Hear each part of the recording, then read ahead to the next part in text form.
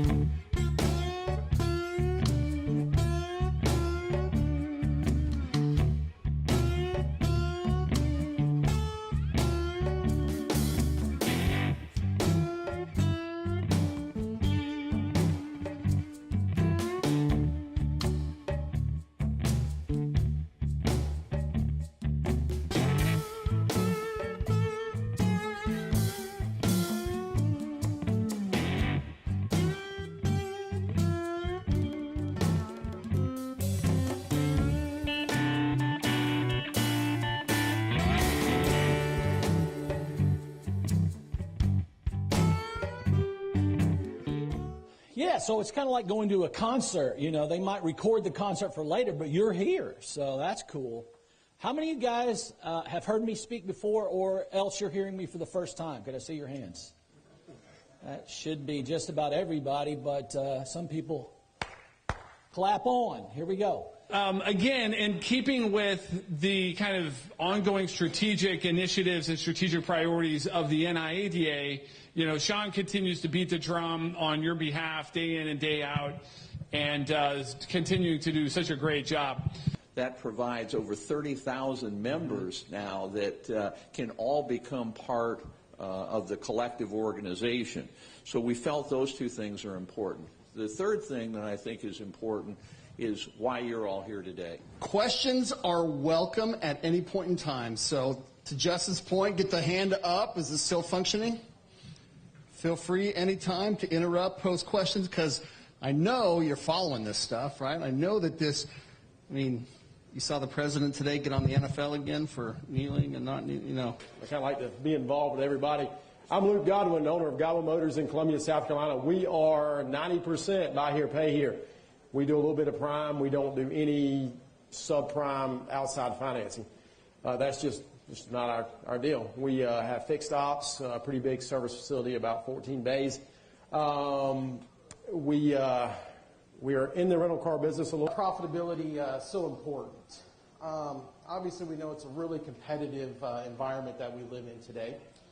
And as we continue to evolve in our industry, we notice a couple different things are happening. Margins are obviously staying, they're being compressed. Folks are forecasting. Look at your shoes when I talk and not mine though, so it'll work out just fine here.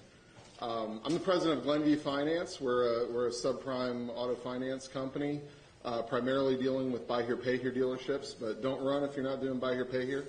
We're going to talk about a lot of things that are universal to all your businesses right now. I've got Chris Jolie here. Here's Chris. He's our national sales director. We're going to do something that I don't know that's ever been, two things I don't know that's ever been done before. Is that exciting? You're going to be a first. So right here in the great state of South Carolina, we're going to do, so not only, and John, thank you for that, not only do I, am the Certified Master Dealer Instructor for NIEDA, but I do the Retail 20 groups.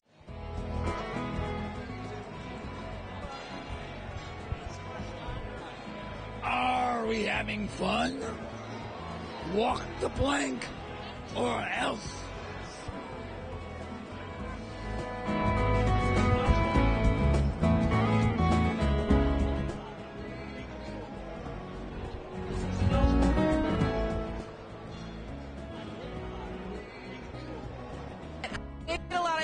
I did learn a lot, and I can't wait to come back next year. So what do you think was the most valuable information that you got today in the education sessions? What do you think? My takeaway today was basically from the Buy Here, Pay Here classes. That's what I mainly do on my lot.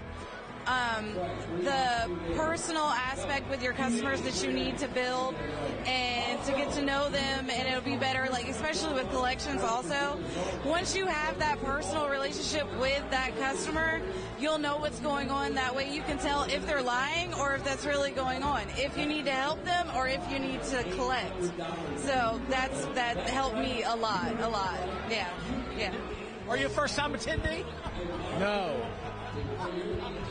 What do you think was the biggest thing about today? That guy Luke Godwin, his seminars. Whoa!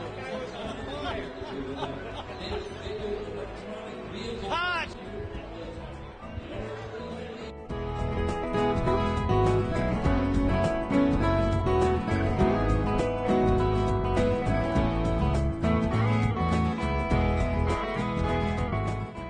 Because I've got a winner right here.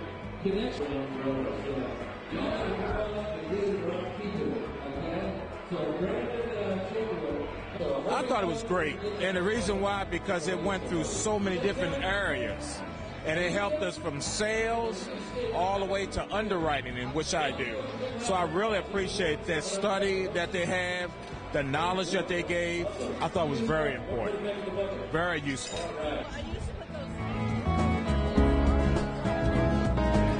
Yeah, because that type is so small.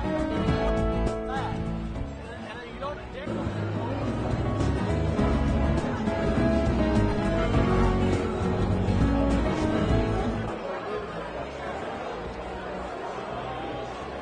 But they had a lot of good information this year, how we could better our business, tips on how to do it, how to put our information on the Facebook and online, how to draw in new customers, and how to get our employees in order so we could upgrade our business to a better business and make more money.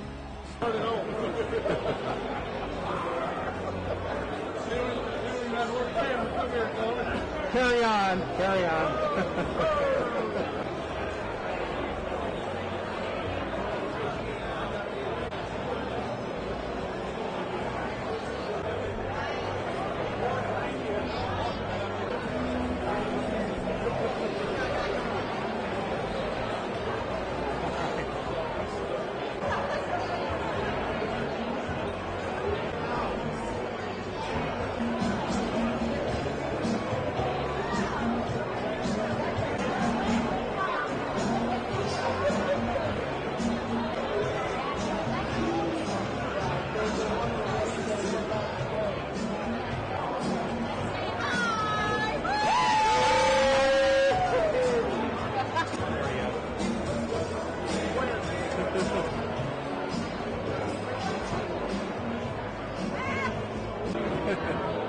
It's not an act.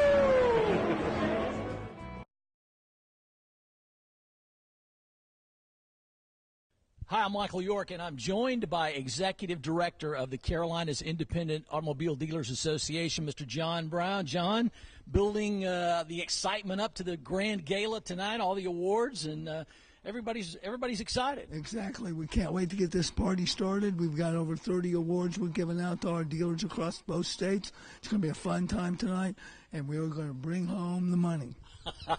That's awesome. Well, it's just been a great couple of days, as it always is here at the beach, and so many great things going on with the education sessions and the expo, and and now obviously capping it all off tonight with all the awards. It's been a great time once again. It has been a great time. We're getting ready to launch a new website. Everything's just coming together. We're going to put our education sessions from yesterday on. That we're going to be able to stream them on our new website now. So everybody, even if you weren't here, is going to be able to see that. It's going to be, we're really reaching out to the dealers. There's a lot of positive things going on for auto dealers across both states. All I can say is next year, they better come. We had over 500 people here this weekend. They better not miss out next year. That's awesome. Well, congratulations, John. Thank you, Michael. Thank you, sir. All right, we're here with the past president and incoming chair and the incoming president talking about all the things that are not just going on with the association now, what has gone on over the last year, and what's coming up. So, Kim, as you move into the chairmanship, past president of this association, you and I were talking earlier, it's been a pretty smooth year. It has been. Luckily, I come in after a wonderful group who had everything smooth and ready for me to go. So I had a very easy year, wonderful time being with these great group of people. And that's a great thing about the power of association, everybody working together. It is. Yes. Congratulations. Great group. And Daryl, you're coming in as the president of this organization. Absolutely. We were talking to John a little bit earlier, and a lot of exciting things lined up and coming over the next year. Yeah, absolutely. I'm looking forward to taking over the presidency and fulfilling the shoes of Kim. And I'm looking forward to increasing our membership. There's a tremendous opportunity there to grow that membership, and I'm looking forward to seeing what I can do to help that get along. We've got a real good staff. Education and training programs are good. And I'm just looking forward to being able to do what I can to make CIADA even better than it is right now. Fantastic. Well, congratulations to both of you. Thank you. And once again, you just never know who's going to walk up as another special guest. We've got Laura Taylor, President-elect of NAAA. Laura, great to have you here this evening. Great to be here as always. And I know a lot of exciting things going on with the National Auto Auction Association. And exciting news this year for the Carolinas, the World Auctioneer Championships are coming to Charleston this year. Absolutely, and we're excited. It's the National Auto Auction Ringman and Auctioneers Championship, so we're excited. They're the best of the best. I've been able to participate judging in some of those, and then Paul talked us into having it at Charleston next year, May the 10th, 2019, so we're very excited about it. We look forward to it. Fantastic. Well, congratulations. It's great to have you here this evening. Great to be here. Thank you.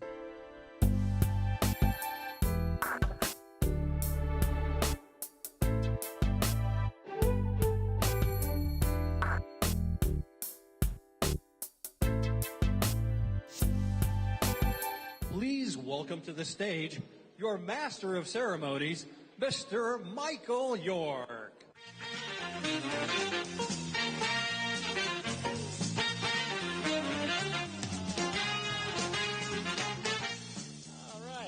Vegas show tune there. Thank you. Each year, CIADA takes great pride in recognizing the best of the best from across the Carolinas when it comes to outstanding dealer members.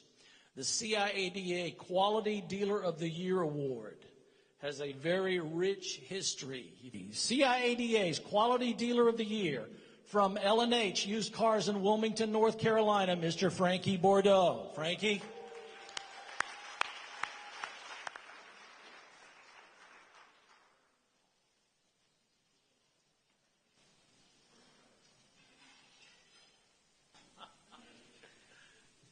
All I can say is thank you.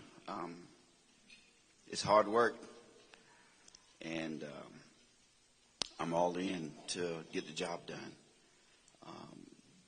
John and his staff have been very gracious, for I'm probably a dealer that maybe a year ago, John, should have been shut down as a result of a bad employee. After speaking with John and speaking with that DMV officer, it made a difference. Here I stand today trying to march forward to do the will of the people and do things right for the people. I'm speechless. I'm humble. Thank you. Thank you. This year, CIADA would also like to recognize another organization who gives back in their community as well. And while they have a dealer's license, you know them better as the Charleston Auto Auction. The team at Charleston, starting with Laura Taylor, Jason Moritz, Larry Cameron, have been huge supporters of their communities as well as this association. Congratulations, Charleston Auto Auction.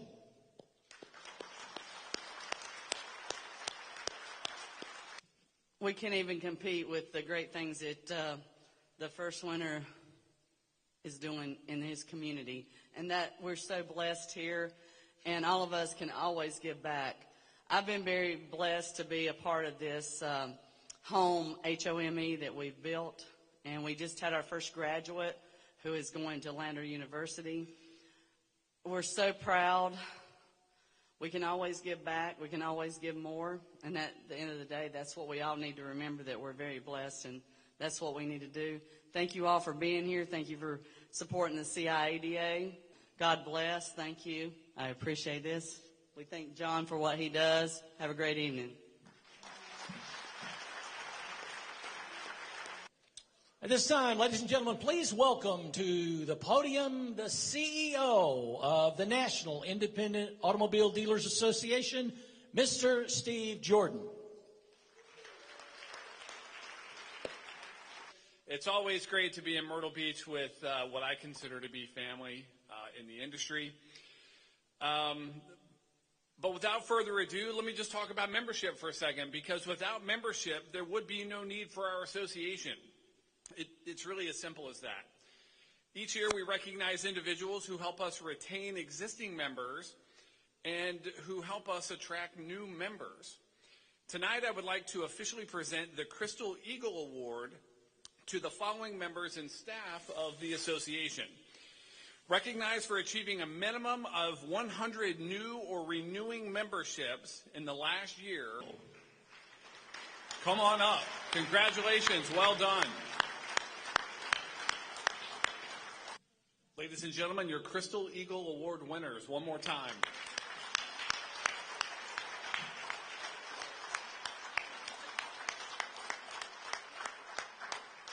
At this time, I'd like to call to the stage Lori Corey with Next Gear Capital.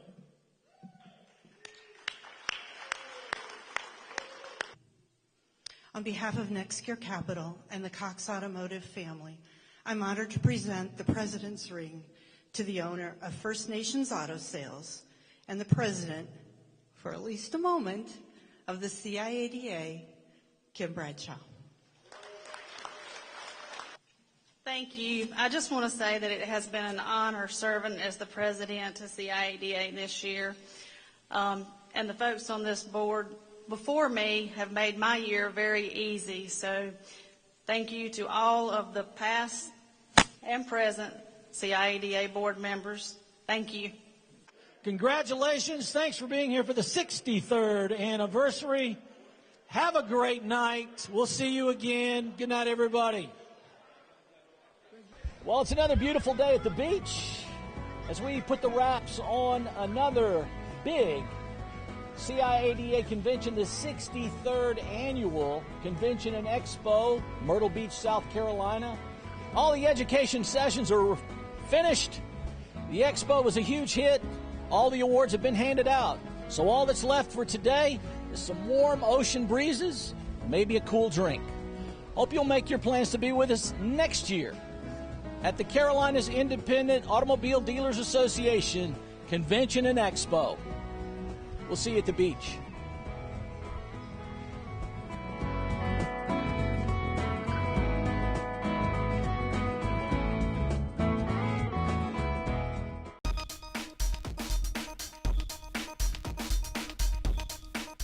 I would like to welcome you all to the 2018 North Carolina Title Seminar, and it is a presentation with ComSoft and the CIADA. And like Squeaky said, I am a proud employee of the ComSoft unit, and also we are a member of the CIADA also. Now I'm assuming everybody's been in business or just getting started or something like that, because I know we do have some that like to attend a class and then go to a class to get started, pre-licensure class, sorry. So ComSoft is an association, like I said, with the CIADA. Like Squeaky said, my name is Rebecca Driver, and I will be conducting your seminar today. I retired from the North Carolina Division of Motor Vehicles last year with a little over 30 years of service. I retired April of 2017. I stayed retired for about 2.5 months. Could not stand it any longer. You can only go to Walmart so much. You can only go to Food Line so much, because when you start buying cat food, because I have cats at home, and dog food, people start thinking you're crazy. So I called Chip, and we had met when I worked at DMV, and it was really nice that I was able to do that, to be able at DMV to find so many resourceful information and to meet such great people. And I was able to get with Chip, and he gladly accepted me on as a family member and as an employee, so I really appreciate that. I've been there since July, so I've been working with them. And also with the Division of Motor Vehicles, the last 7 years of training, of service there, I've actually worked with the registration section the entire time I was there. And I actually, the last 7 years, I was a trainer and tester with the system. I actually tested the system when they changed things, or legislation changes, or DMV changes come into effect, and I actually tested the system to make sure it worked properly. And also, I trained new employees, new license plate agencies, and also went to license plate agencies to help run them when they were shut down or needed assistance also. So that's where my experience comes from the title classes, because I actually taught title classes. That was my main objective there, along with for hiring RP classes. I had specialty in that. Also, before that, I worked at the help desk. If any of you's gone into a license plate agency, which I'm sure you have, you've actually gone to the license plate agency and they've had to call the help desk. I actually worked at the help desk for a little over 12 years. And I actually helped them with title questions and computer issues and items like that. Before that, I worked in the personalized plate department, so you'll hear me talk about personalized plates. So, because I was very, very attached to my personalized plate, like most people are, and I'm sure in the car business, y'all have found that when you start transferring plates or trying to issue plates. So you'll find that people are very attached to their special plates and their personalized plates. So, and like I said, now I work with ComSoft. I actually go out and promote ComSoft at the pre-licensing classes, and I also train the new system for new employees train employees on the system there. So that's my goal, or my employment at ComSoft. The purpose of this presentation is to provide you with the necessary information to assist you in properly completing documents required for titling and registering vehicles in North Carolina. Today, I hope you learned something new, or at least validate what you've learned today. How many owners of dealerships do I have here? Owners, so we do have some owners. Do you also do the title work there? That's why we're here, so I understand that. I'm assuming the rest of you may be title clerks or salespeople, title clerks that do the title work. Okay, great. Well, I hope, like I said, it enforces what you're doing correctly, and then learn something new. All right, let's talk about the agenda today. We're going to talk about what constitutes a proper sale of a motor vehicle, what constitutes a proper assignment of a title document, what forms are needed to obtain a North Carolina title for a vehicle, information on the North Carolina title and how to assign the back of it, how to complete and assign various DMV forms. We'll actually talk about the new MVR4, the MVR2, the power of attorney, and different documents. Information on collection of the vehicle property tax that actually came into effect not too long ago, or it seems like a lifetime ago, but it's not been that long ago. Information on the electronic lien and title program, and I actually worked on both of those projects at DMV. I was actually the lead trainer or tester with the electronic lien and title program, and I actually did additional seminars for the CIADA while I was at DMV to assist dealers that were in business that were becoming, or that were already buy here, pay here, that it affected them. So we will be talking about that. We'll be also talking about common titling errors. What can the license plate agency will actually reject the work for at the local license agency. Proper order of document assembly. I know you're probably thinking, why does it matter how I send my work into DMV? It does make a big difference. It helps you, but it also helps them too. And of course, you know, when you go in, they're busy and everything, so we want to make sure that we make it easy on them also. And then we'll talk about the required contents of a vehicle dealer file, what license and theft requires, and then additional information that should be in there. We'll do a recap, and then we'll talk about CompSoft. So, if everybody's ready, we'll get started. Okay. Let's talk about the two items that constitute a proper sale of a vehicle. First is the proper assignment of the title document. You have to have the title document with the proper assignment on the back, and you have to have the delivery of the vehicle.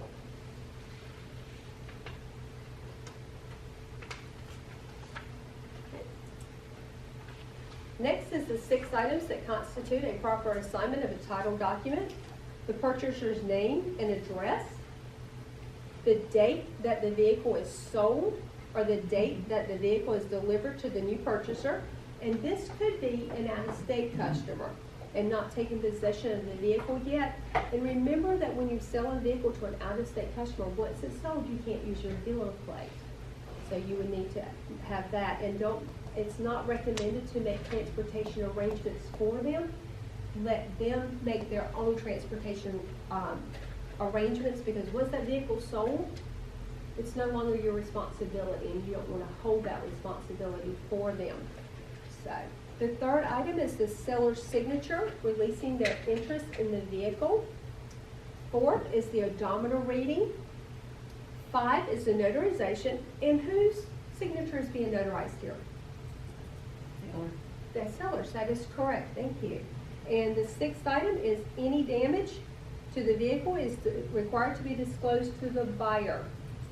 Now, which item could be possibly omitted and why in these 6 items that constitute a proper assignment? The odometer.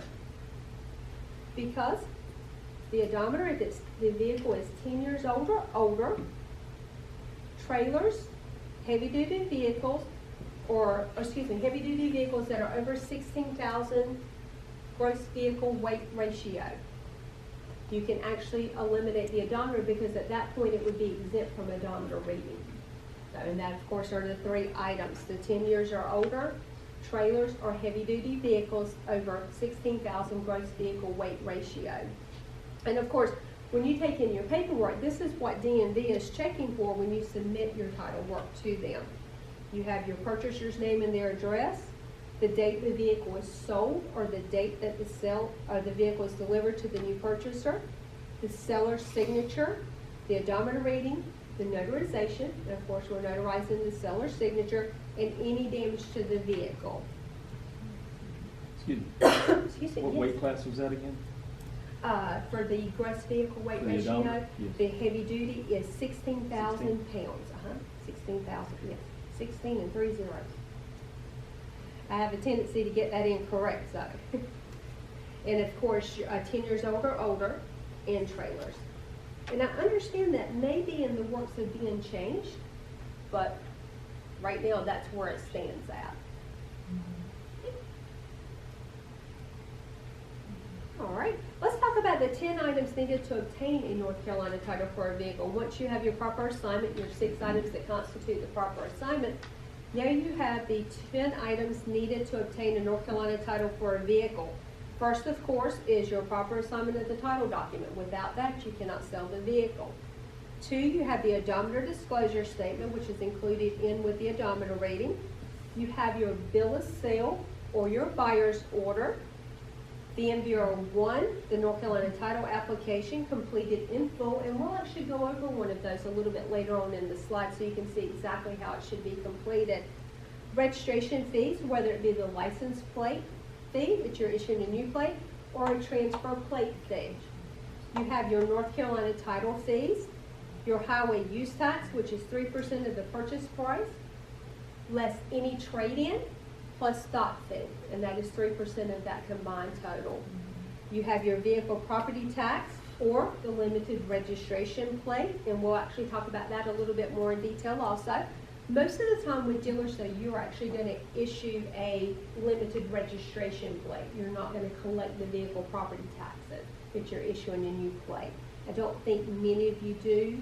That's what I thought, yeah. And it was actually designed for you guys to do that, so I think it helped a lot because it can be very tricky trying to figure out that vehicle property taxes with the address, especially if somebody doesn't know where they live. It's amazing, you know. You go there and they give you a post office box. Okay, honey, you don't live in the post office box. So it can be, and I say this, but I see everybody nodding and laughing. It's, you know, kind of difficult sometimes. So I always suggest to do the limited registration plate unless the customer, you know, requests it. And that's not normally going to happen. So then we talk about the proper identification, either a valid North Carolina driver's license or ID, or an NVR 614 and an out-of-state driver's license. And of course, that's for like your snowbirds, your military, your college students. You would use the 614. Normally, you're going to have a North Carolina driver's license, though. And then, of course, the vehicle has to have a current North Carolina inspection. And of course, you have to have that done before it can be offered for sale, too. So, yes, sir. Exactly the 614? The 614 is the, oh shoot, off the top of my head, I cannot remember the actual name of it, but it's actually when you have a out-of-state customer. They have, well, I call them snowbirds.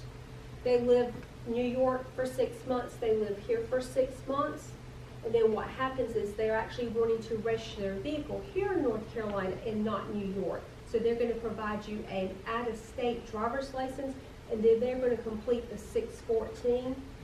It's an affidavit stating that they are basically a snowbird, a military individual, or a college student is what you would need those. And I'll get the proper heading for you just to make sure you have that information. Because off the top of my head, just as soon as you asked what the name of it was, it flew right out of my head.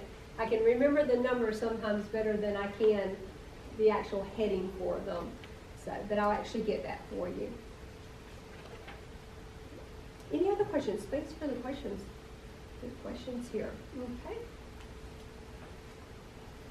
So our next one is the North Carolina title. We'll talk about what's on the front. And this is in page 5 of your forms. It's a little bit easier to read.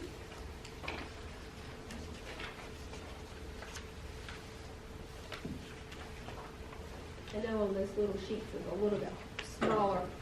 So there are 2 sections to the title, the top and the bottom. At the top you have the vehicle description section. You have the VIN, the year, make, body style, the title number, which is the current title number that's actually listed into the system, the title issue date, and the previous title number. Sometimes you'll receive a title that will not have a previous title number. It's okay. That means that the vehicle was either titled from an out-of-state title or it was titled from an MCO. For this example, we actually put everything on there so you would have all the examples on there. This one was actually titled in North Carolina, and then the original customer from the previous title number sold it to our customer that is on the front of this title. So that's why you'll have a previous title number. And of course, if it's out of state or an MCO, that section will actually be left blank. We also have the title mailed to. It shows at the top, Mayberry Security Bank, and if anybody is familiar with the ELT, is anybody here buy here, pay here? Okay, so we do have one back, so you're familiar with the ELT, so I don't want to speak overturned, but I want to make sure everybody understands. This is before, this title was actually printed before ELT, and the titles were actually printed, and we'll actually go over the ELT a little bit more, so I don't want to confuse anybody. But this is basically an older title. Is the reason I produced it that way so that you can see everything that's on there. If there was a lien on a title, of course the title is always mailed to the lien holder. That was the way it originally was before the ELT come up. Had this not been a lien on here, it would have been mailed to the actual owner of the vehicle, and it would have shown the same information in the mail to section. So, of course, this does have a lien to it with Mayberry Security Bank. It does show the date of the lien, and it does have a lien release. So this was actually, they either produced the title or they actually had the title prior to ELT. Okay. So we have all the information on there. The owner section, and I always get this one backwards. Oh, there we go. Owner's name and address is Gomer or Powell, and it does show the address. And if there is additional owners there, it will actually show 2 on there. At the bottom, we do have the lien information that I talked about. It does hold 4 liens here. If there are additional liens on the title, it will actually state down here. How many liens can you have on a title? You can have up to 6 liens. But if you're the lien holder, which one do you want to be? First. Exactly, because they're the only ones that can repossess it. The other ones are just going to get a letter in the mail stating they're not going to have anything. But if there is additional lien, and that's just additional information that I like to give out because it is fascinating. My whole time that I worked at DMV, I only saw 1 title with 6 liens on it. So it is interesting to see that. And of course, a lien release is required. If the lien is not released here, you do have to have a separate lien release or a repossession form if the vehicle is being repossessed. So, and of course, this title could be affected by ELT program, and we'll talk about that. And the lien can be released on the actual title, like I said, and you do have to have a signature at the side. Now, if it's not signed in the correct line, you do have to have a correction on that. That does happen sometimes in the older titles, because you will still get older titles in the dealership that still have liens on them. So just make sure that it's signed correctly. Let's talk about the information on the electronic lien and titling. Drum roll, please. I think the people are ready for this. Thank you, Robert. You were better at that than I was. Yay. Effective November the 1st, 2014, pursuant to Senate Bill 407 and House Bill 1133. It probably won't make a hill of beans to you, but it is interesting to read some of these laws. DMV, of course, changes everything due to legislation mandates and some D&D changes. So it is really interesting. Like I said, I'm not a lawyer, but it is nice to go in and read some of these rulings and bills to see how it is worded, and so I do like to give that information. The Division of Motor Vehicles implemented the electronic lien and titling program. The primary objective of the ELT system is to use an electronic exchange of data in lieu of a paper title as a means of communicating lien status between the DMV and the lien holder. So basically, in short terms, we use everything electronically. The paper title is not printed if there's a lien on it, unless the lien holder requests it. And I'll actually tell you how to go in and actually do that through the system. A lien holder must sign up with an approved service provider to participate in the North Carolina ELT program. When they started this, there was a vendor that was involved that worked with DMV, and they actually have service providers. So basically what you're dealing with is if you're buy here, pay here, or if you're a lien holder, the lien holder works with the service provider.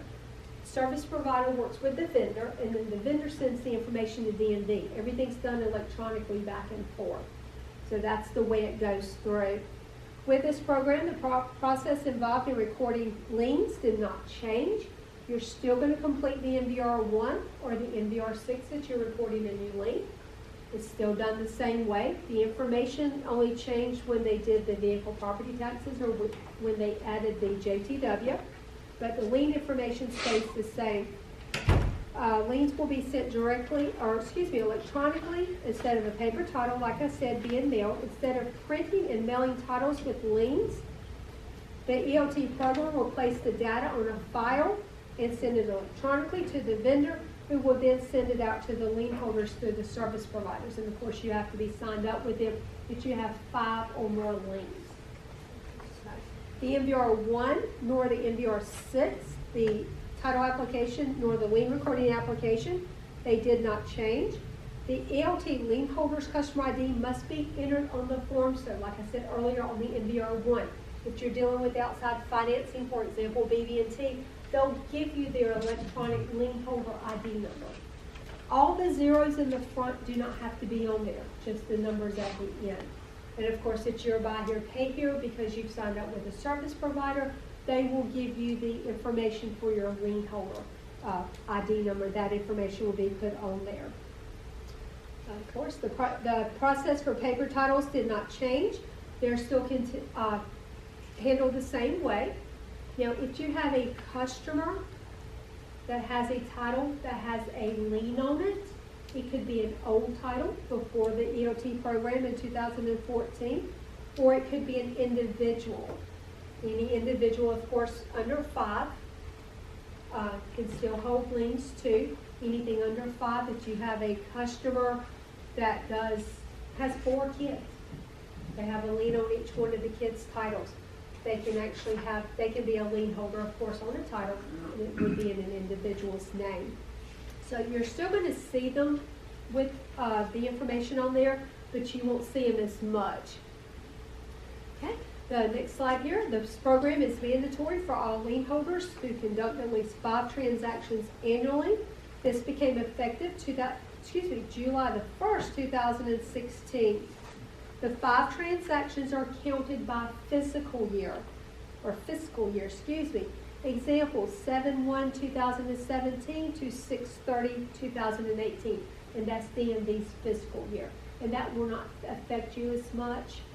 A warning letter is sent out when a lien holder has 3 and 4 liens recorded, and they are not in compliance with the ELT program. So the DMV system, through the ID number, tracks the liens, and the system automatically lets the customer know that if they reach 3 and 4, that they are getting close to the maximum 5 liens, and they have to have a service provider. The warning letter will advise that the limit of 4 liens recordings is approaching, and that participation in the ELT will be mandatory on the 5th lien. So that means the first 4 lien titles you're going to get with a lien on it. The 5th one is that title's not going to print. You're not going to receive any notifications in the mail any longer. A max paper lien letter is sent out when the lien holder reaches the 5. You will get a notification. You'll get the max paper lien at 5. At that point, you won't receive a title or notification, and that you're not in compliance with the lien holder. So 1 for 4, you're going to get a letter, you're going to get your title. At the 5th lien, you're going to get a letter, but you're not going to get your title, you're not going to get any electronic notification or anything. They will also be on the bottom of those letters if this comes up, the information how to contact the service providers and how to contact the vendor to get a service provider. I actually got that letter. Oh, where you at? 3 or 4? 4. So at 5, you're going to get a max paper lien telling you're not in compliance. I'm good now, but before I did this, my real estate company was getting. Oh, good. Okay. I put lien on everything. Okay. Oh, okay. That makes sense. Protecting yourself. I totally understand that. So we have had experience of the liens in the mail, the compliance letters. So it lets you know, and it did have the information at the bottom with that. Okay. Thank you for sharing that with us. So you're in compliance still. You're for the service provider. There you go. So you won't get any more letters, and you'll still get your title. So that's a good thing. So it doesn't just affect dealers. It affects other lien holders also. So everybody has to comply if you're a lien holder. So thank you for sharing with that. All right. So our next one is information, of course, on electronic lien and title. We're going to talk about lien releases. Lien releases by participating ELT program lien holders will be sent from the lien holder through their ELT service provider directly to the DMV system. So basically, if you're signed up with a service provider to release a lien off of a title, you send it electronically. That information goes through batch overnight, a little bit too much information, but it is done overnight. And it lets DMV know that that lien needs to be released. The next day, after the batch is run, that title is mailed to either the owner or a mail-to address.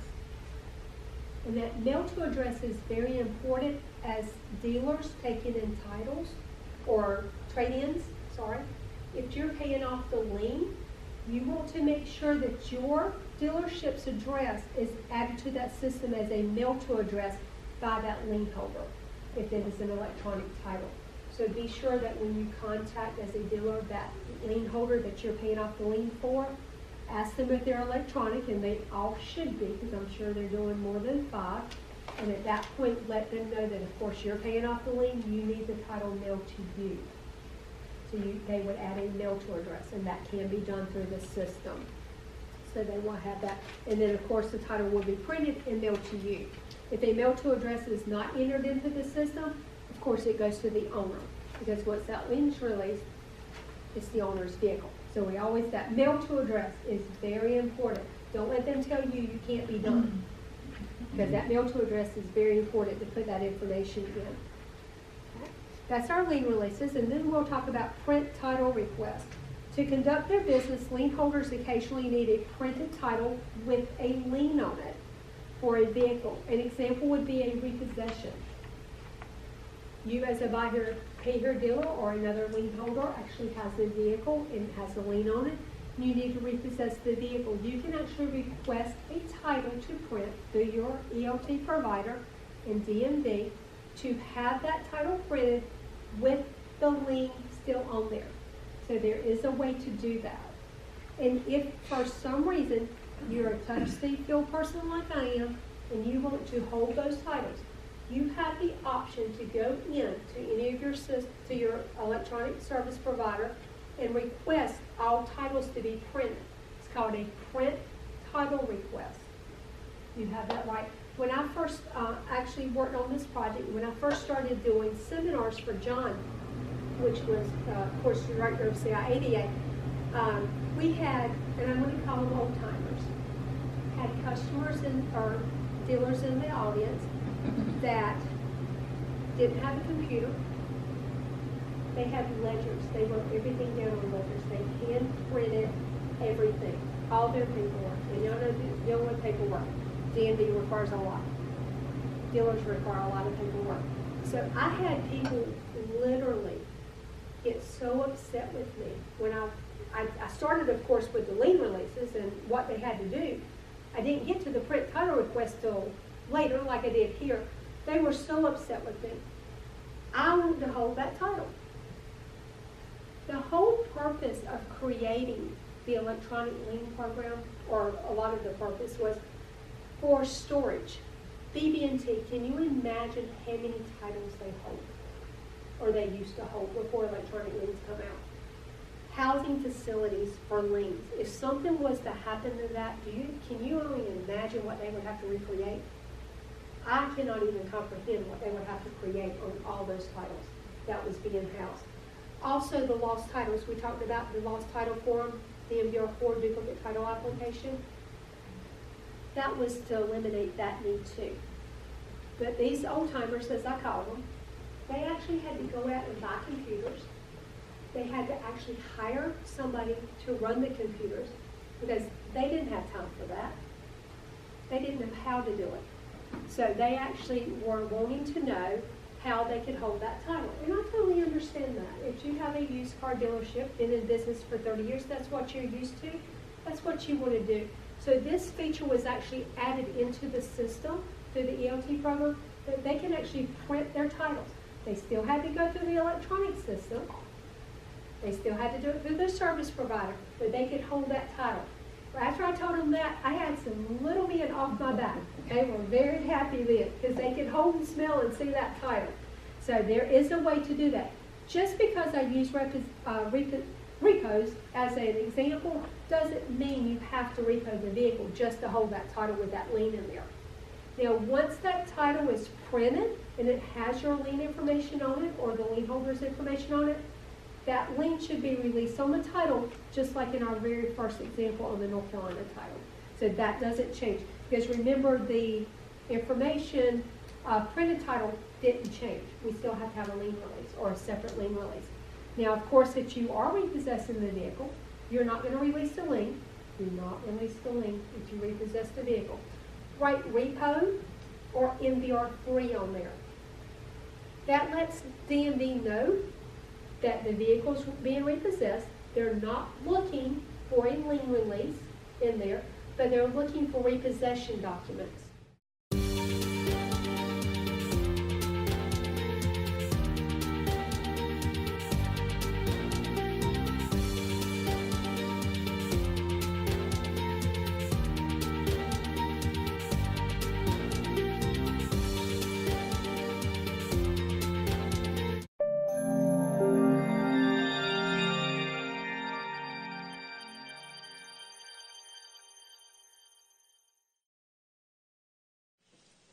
Okay, Frank, I was expecting this, so I did prepare some notes. Wow. If someone would have told me close to 30 years ago that I would be standing up here tonight as a CIADA president, I would have told them to go jump in a lake. But we never know what God has in store for us.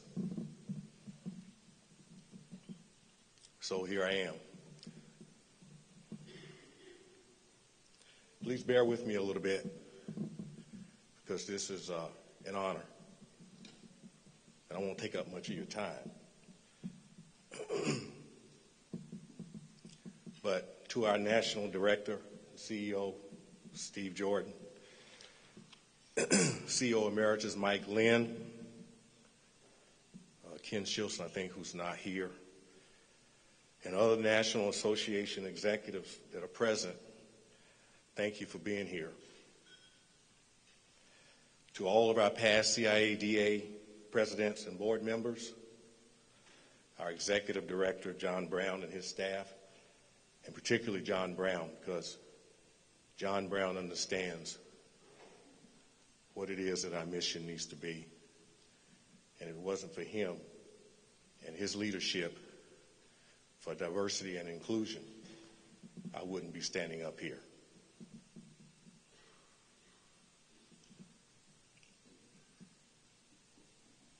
To our current executive board and to all our sponsors and vendors who continue to support this association, and most importantly to all of our independent dealers throughout North and South Carolina. I'm pleased and I'm humbled and I'm honored to have been chosen as your 2018-19 president. Okay, so let's get this out of the way. I've been reminded on several occasions over the last year or so, and I think we all know by now that I am the Carolinas Association's first black president in the 63-year history.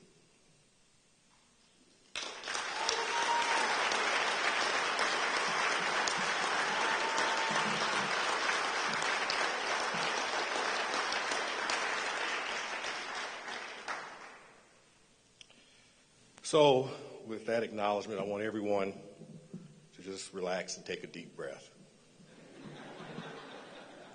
Chill out, because I'm not getting ready to make a I had a dream speech. I'm not getting ready to do that. But I'm certainly not about to stand up here and proclaim that I alone can make the CIADA great again. Instead, I prefer to proclaim and focus on working together to make the CIADA better. So my speech is about challenging you. We're good, but we can be better.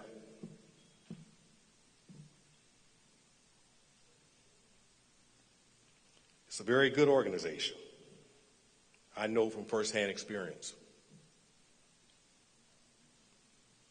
But we're a long ways from being great, which means there's plenty of work to be done to get better. In fact, the word great in my mind sort of implies a finite perfection, the perception of superiority, and a sense that there is no room for improvement.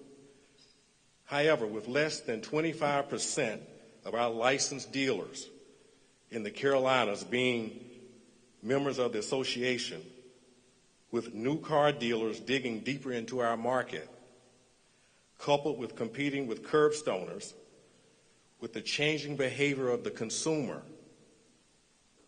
with the continuous regulatory and compliance changes, the changing demographics of our dealer base, which includes more minority and first-generation entrepreneurs getting into the business, along with baby boomers who are either selling their dealerships or turning them over to their children. Therein lies the opportunity for CIADA to get better. Somehow we have to identify dealers operating who have a very strong entrepreneurial spirit but remain uncommitted to joining the association and making it their primary source for networking and developing their dealership management and leadership skills. As an association, we have to change the attitudes and perceptions that exist that cause us hesitation to join and participate. So look, I'm a realist. We can't make the horses, our dealers, drink the water in the pond. But we got to make sure that we clear the weeds and barriers to the path or from the path to the pond. Even in organizations like the NIADA and CIADA, with our current leadership, we're striving to be diverse and inclusive. We're making strides. But there still can be an institutionalized legacy that is hard to overcome.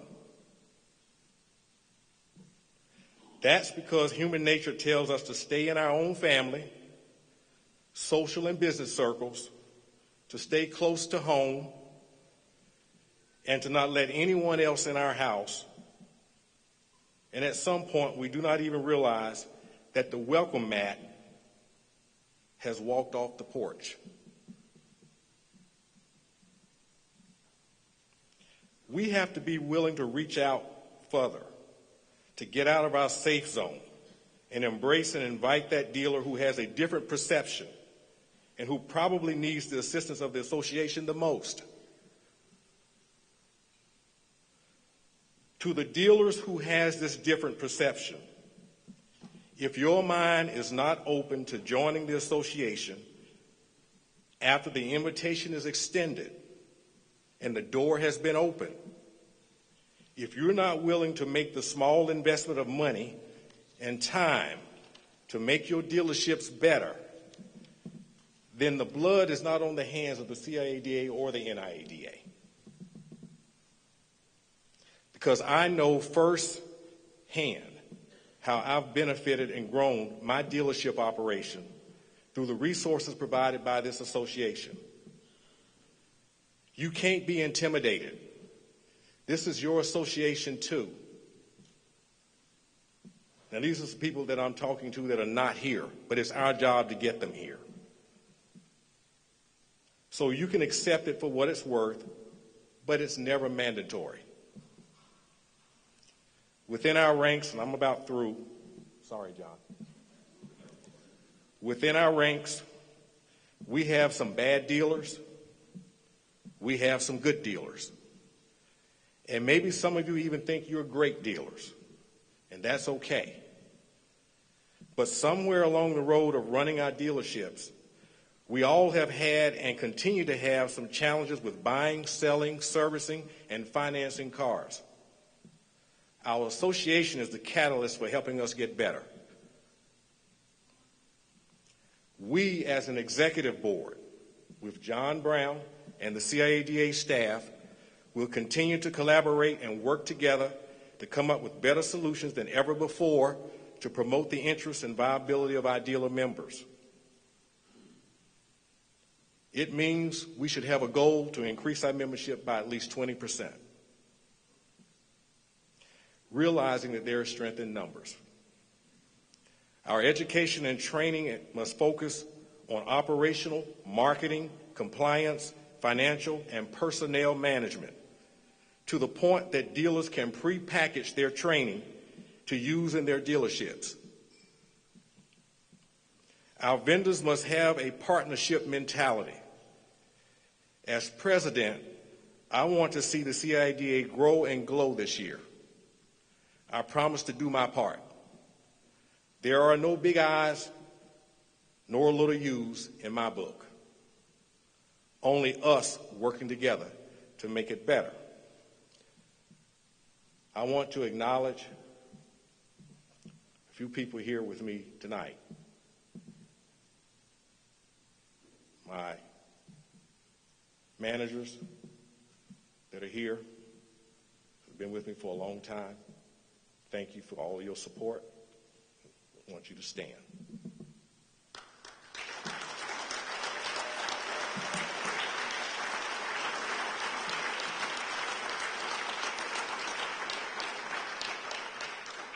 And I have some special guests here. My first cousin and his wife, Dr. Ken Sadler and Dr. Brenda Sadler. Marvin, my first cousin, is just like my brother. Thank him for being here. And he's been my sounding board for years. Thank you for coming.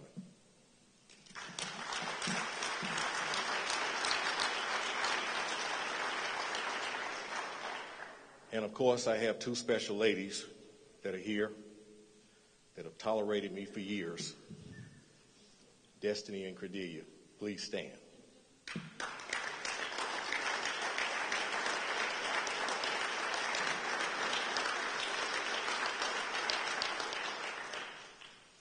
And finally, I'll get out of your way, but I want to say to you that there is a prominent black businessman that lived to be 103 years old from Alabama. His name was Arthur G. Gaston. He died in 1996. He built a multi-million-dollar business during segregation, the 1930s, 40s, and 50s.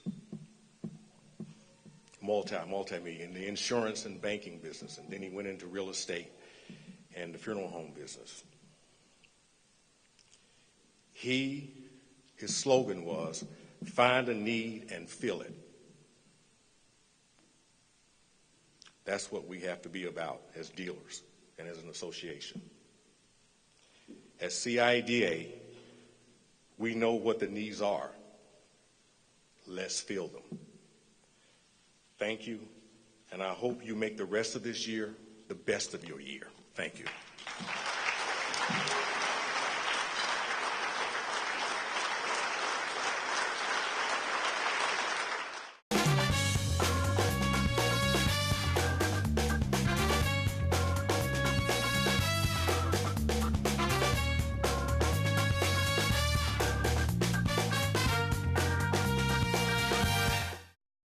I'm Luke Godwin, owner of Godwin Motors in Columbia, South Carolina. We are 90% buy here, pay here.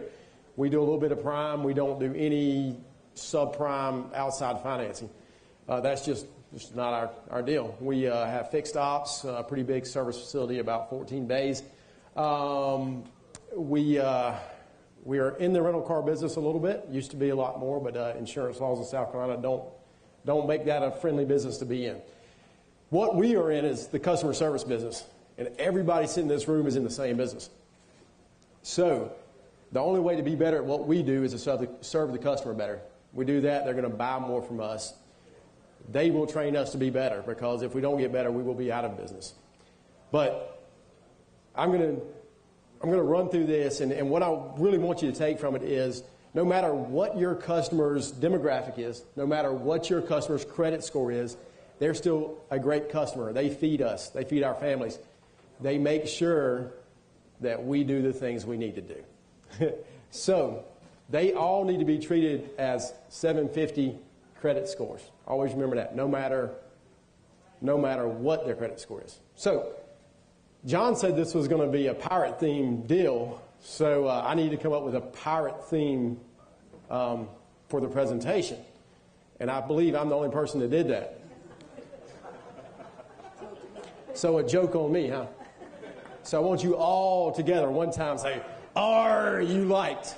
I like it. I like it. Here we go. So this is geared to buy here, pay here stores, but everybody can do it. You're all in the same business. Buy here, pay here dealership, the biggest thing is customer service, where customer service has to be your business. I'm going to ask you a crazy question that you may not have asked yourself, but you need to. Are we interested in making money or enhancing our customers' lives? Both. You're right. If we enhance our customers' lives, we're going to make money. There's no doubt. There's no doubt. So just remember that every time you think what if I was in this situation? What if my mother was in this situation? My mother's a buy here, pay here buyer, so I know what situation she's in, okay? So anyway, just make sure that you think about that every time. How is your dealership perceived in your community? That matters a ton. If you're perceived as the piranha, nobody's going to want to come see you. You know, would you want to go see that dealership or that whatever you buy every day? Would you want to go to the store where you think that every time you walk in there, you're going to get jacked? Nobody wants to do that, right? So what matters today didn't exist 25 years ago. 25 years ago, the word of mouth mattered more than anything. Everybody would tell their brother, hey, go buy a car there. They'd tell their sister, go buy a car there. Well, that still happens today. But the population is a little more transient now than it was then. So if a customer doesn't know someone who's done business with you, how are they going to find out about you? Well, Yelp and Google really started reviews back in 2004. That's a long time ago. What's that, 16 years ago, 14, 12 years ago? Whatever it is, 14 years ago. Every time I get over here, I start to squeak a little bit. Well, all of a sudden in 2004, anybody could ask nobody how you were doing business. They could just start searching. And next thing you know, you open up your email one day, and this service you've never heard of before says, hey, you got a bad review. Oh, no. What am I to do? Well, in 2012, SEO started, well, probably a little around that area. Let's not go on 2012, but search engine optimization started really mattering.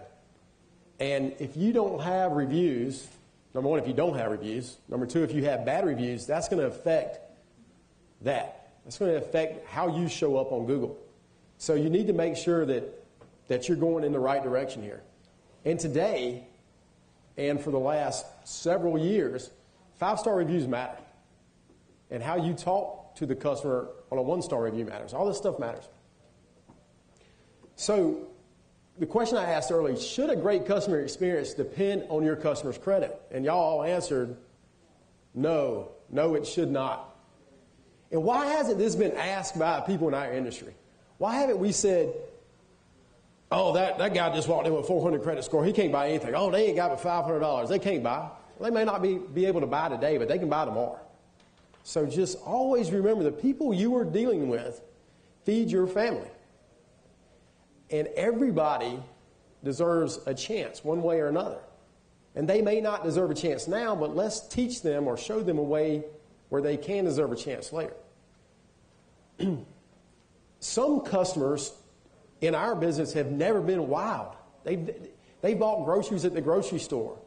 They've rented a car somewhere maybe. They bought clothing at maybe not Bloomingdale's. You know, they've done things that's never just said, wow, that was great service. So what if we could do that every day? What if we could say that customer is going to remember every time they walked into my office? We're going to go greet them. We're going to say hello. We're going to have a smile on our face because that wows people. Again, treat every customer like they have a 700 Beacon score. Make sure that customer sees that you go to extra mile every day, no matter what. Train your employees to do this. It should start at the top. Every single business owner in here should greet every customer every time they walk out of their office. My office is kind of shaped like a horseshoe, and I sit in the back left of it. Every time I get out of my desk and walk to the front and there's customers out there, I introduce myself. I shake their hand, find out how they're doing. If your employees see you doing that, they're going to do the same thing. Make sure you have someone at the front of your business that is greeting them with a big smile. That is something my beautiful wife taught me. And she's hired that person to do it. Every time someone walks in the door, they are getting a smile. And you need to do that. You need to make sure they're getting that.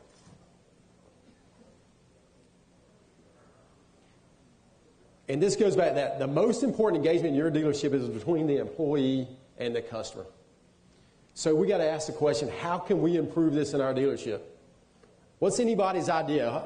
If you walked into your dealership today, first of all, would you be greeted with a smile? And second of all, if not, what can we do to fix that problem? Anybody got any ideas? That's right. Training. Make sure you got somebody smiling. If everybody walked in today and saw you, they would love it, right? She's got a beautiful face, y'all. She's smiling. Look at that.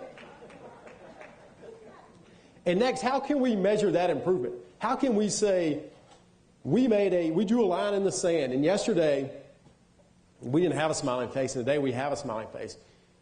How can we measure that improvement? I think you can measure it by reviews, number one.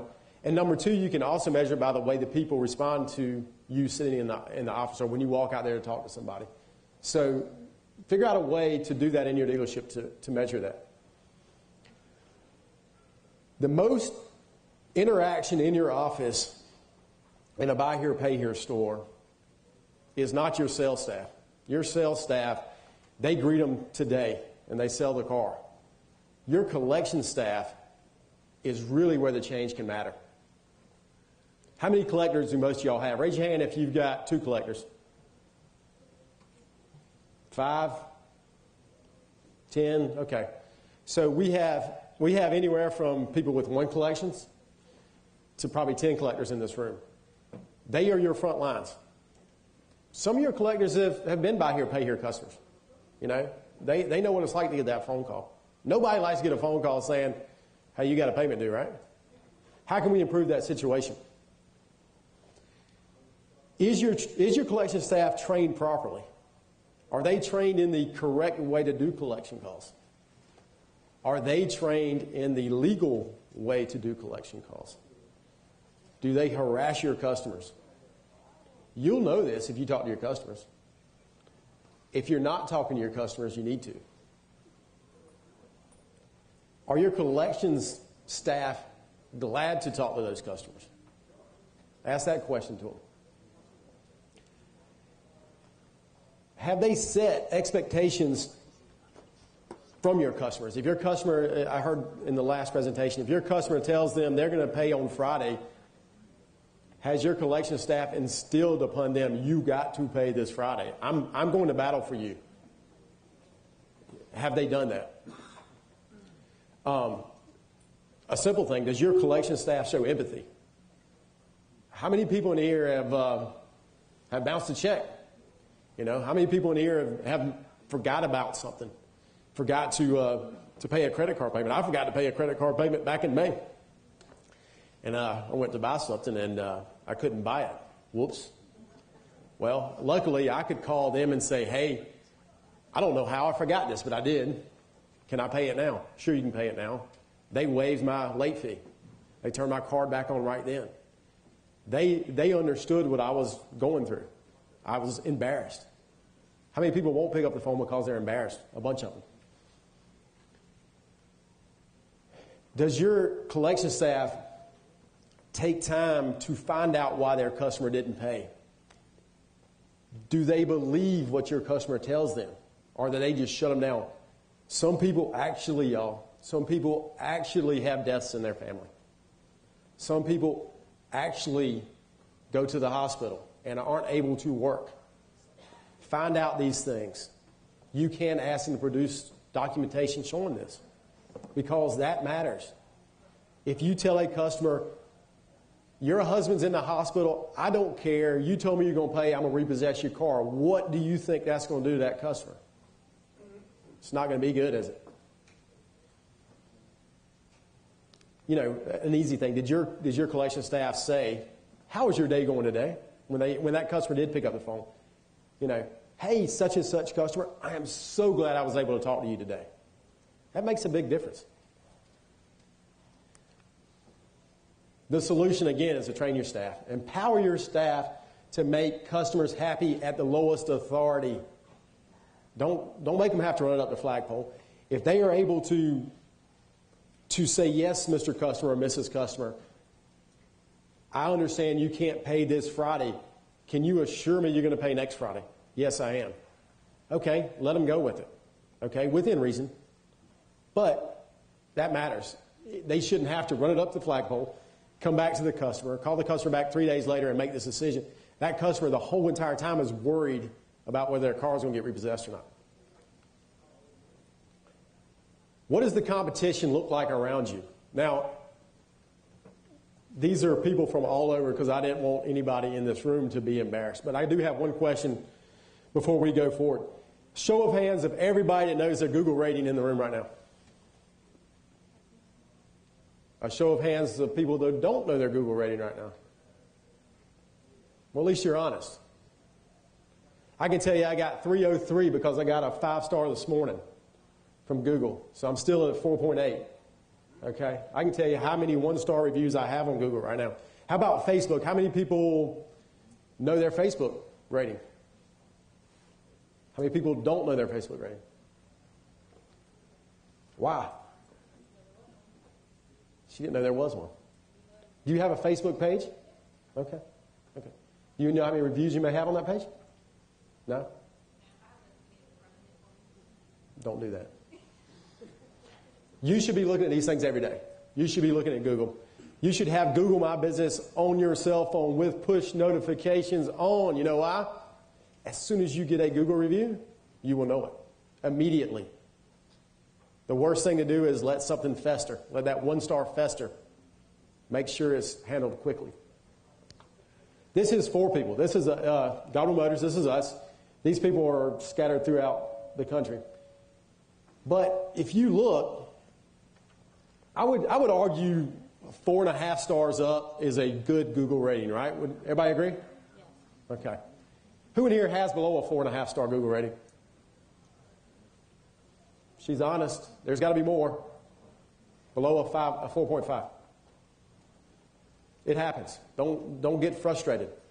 You know, if it gets below 3, you probably should be concerned. You probably should be really concerned.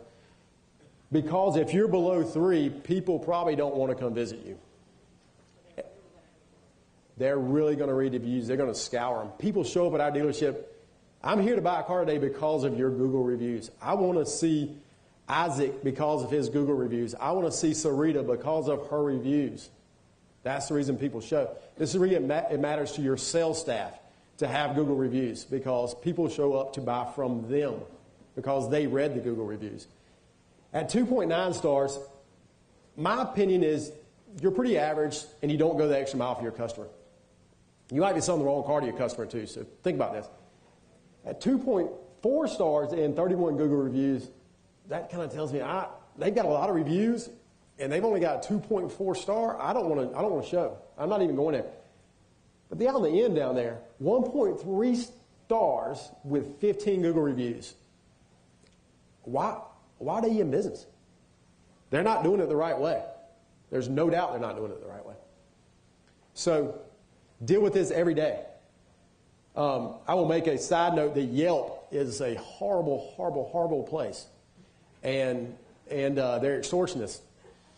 And even if you pay them, and what's so bad about Yelp? They don't even know how to be good extortionists. Even when you pay them, they don't put your reviews up like they should. You know how I know this?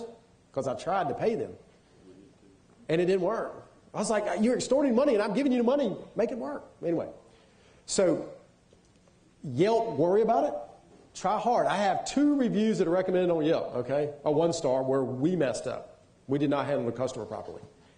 We have a 5-star where we handle it perfectly. We have 38 unrecommended 5-stars review on Yelp.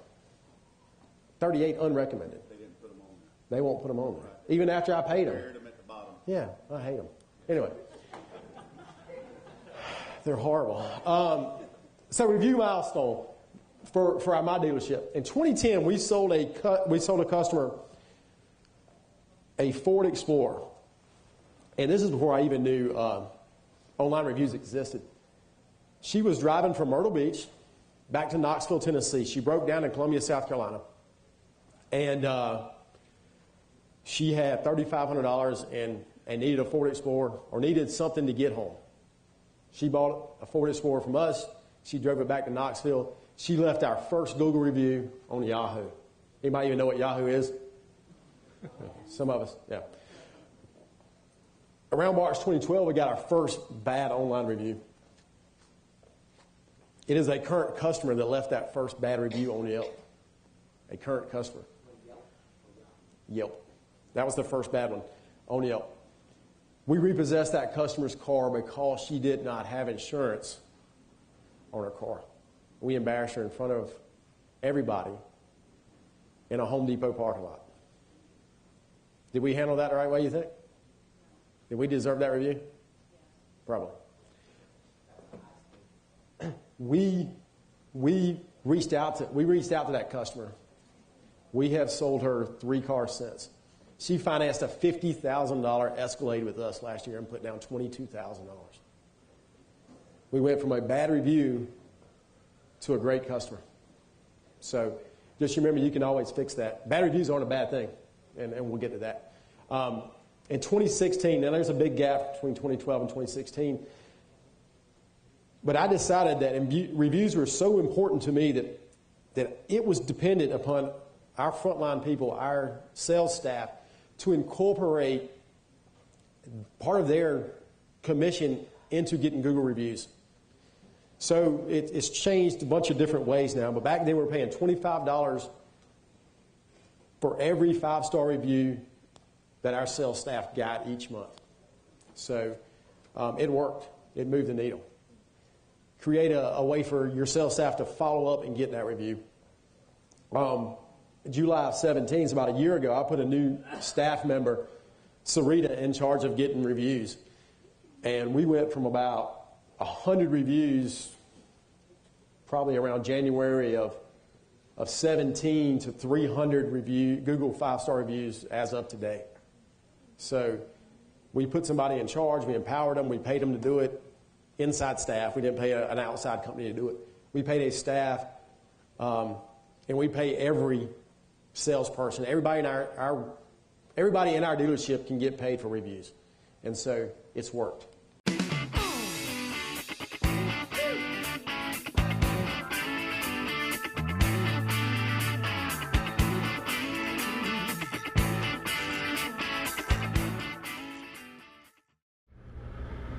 Hi, it's Michael York.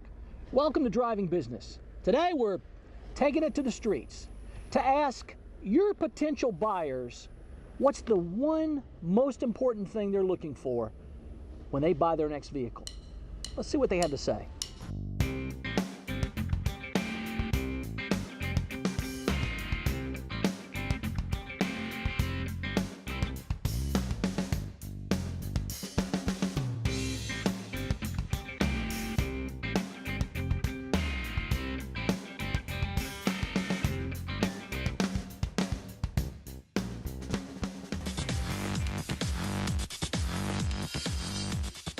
I guess first it's got to be something I like. I guess first thing, and depends if I'm buying a used car. I guess the number of miles. Comfort, yeah. Service from my car dealer. I mean, that's probably one of the big things. So that's what I've always looked for. Steering wheel controls. It's important. Changing the radio station. I'm in sales from the car every day. Are you recording me right now? So what's the number one thing you look for, Ann? Well, it would probably be style. The selection of cars that they have to look at. Some with medium options and some loaded fully. I like trucks. Trucks. I like trucks. And I like the style of the Jaguar, always have. This makes the 3rd one that I've owned, and I've loved each and every one of them.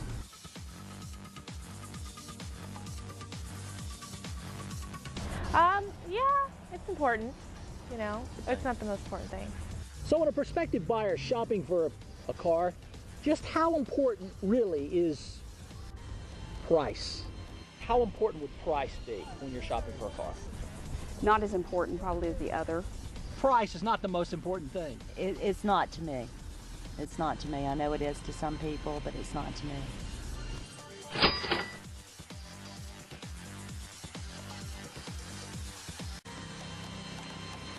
And would you ever shop for a vehicle online? Oh, absolutely.